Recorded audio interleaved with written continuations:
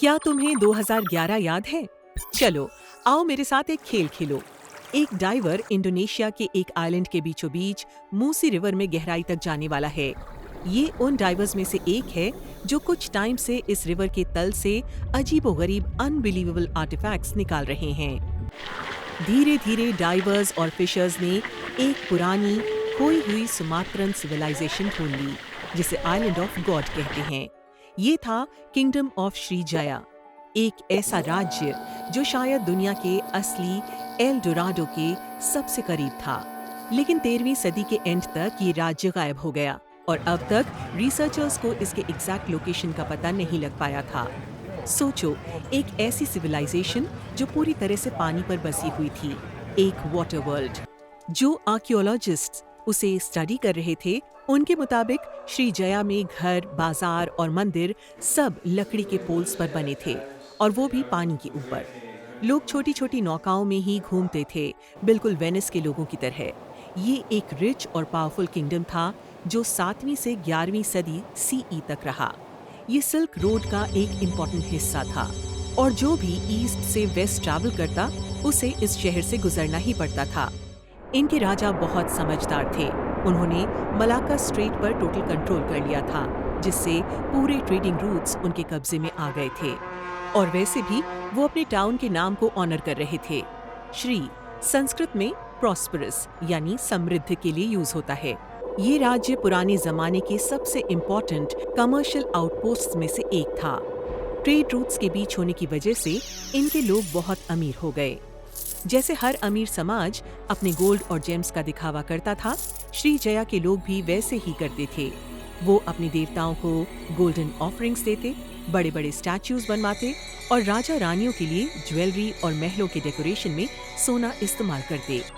आज के Indonesian diverse ने पैलम्बांग के पास मूसी रिवर में कुछ शानदार चीजें निकाली हैं, कुछ खास एविडेंसेस, जैसे कि एक life size Buddha statue, jewellery studded with gems, temple bells, golden jugs और इसके अलावा भी कई और आइटम्स।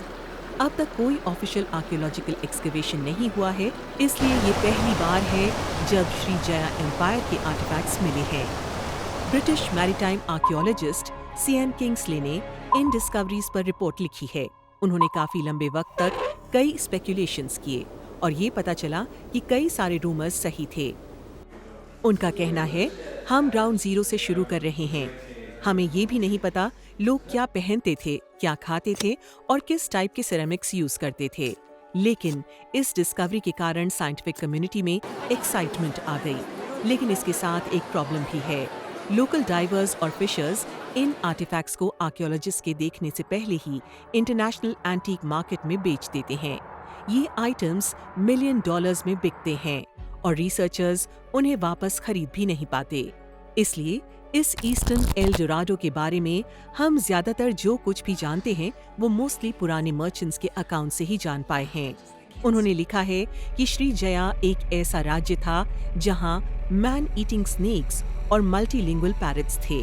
सुनने में अजीब लगता है ना? कुछ लोग कहते हैं कि उसके एक्टिव वोल्केनोज ने उस जगह को एक ईरी और मिस्टीरियस वाइब दी थी। और इन सब बातों से ये एम्फसाइज होता है कि यहाँ काफी गोल्ड अवेलेबल था। ट्रैवल रिपोर्ट्स एंशिएंट टाइम की इन सिटीज को डिस्क्राइब करने का कॉमन वे था। वैसे ये सब कहानियां याद दिलाती हैं एल डोराडो की, साउथ अमेरिका के एक लेजेंड की।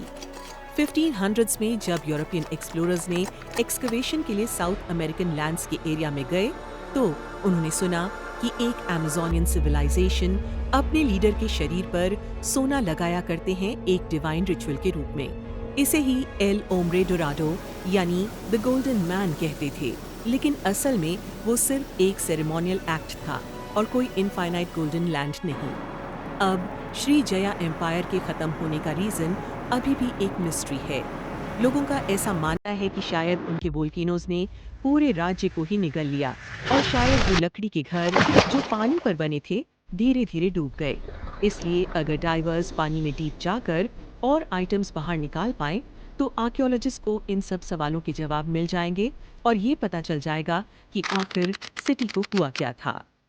वर्ल्ड हिस्ट्री में ये काफ़ी कॉमन है कि दुनिया के कई एंशिएंट सिविलाइजेशंस बिना निशान छोड़े गायब हो गई हैं।